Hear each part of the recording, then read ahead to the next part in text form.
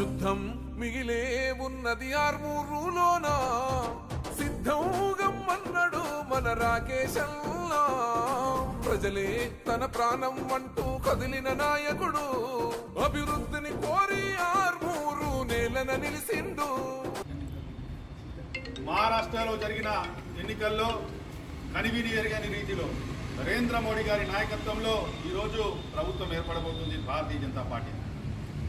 ఈరోజు ఏదైతే ప్రపంచవ్యాప్తంగా నరేంద్ర మోడీకి వస్తున్న ఆదరణని ఓర్చుకోలేని కాంగ్రెస్ వాదులు నరేంద్ర మోడీ గారిని కేవలం బద్నాం చేయడంలోనే తమ పని పెట్టుకున్నారు తప్పితే భారతదేశ అభివృద్ధి గురించి ఏనాడు కాంక్షిస్తలేరు.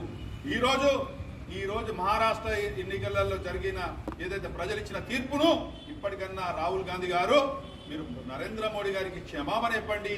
ఎందుకంటే ఇవాళ ప్రపంచ దేశాలు నరేంద్ర మోడీ గారిని బిరుదులతో ఇలా సత్కరిస్తుంటే మన దేశంలో ఇవాళ ప్రజలు తమ ఓటు ద్వారా నరేంద్ర మోడీ నాయకత్వాన్ని బలపరుస్తుంటే మీరు మాత్రం భారతదేశ అస్థిరత్వాన్ని కోరుకుంటున్నారు. ఇది సరైనది కాదు.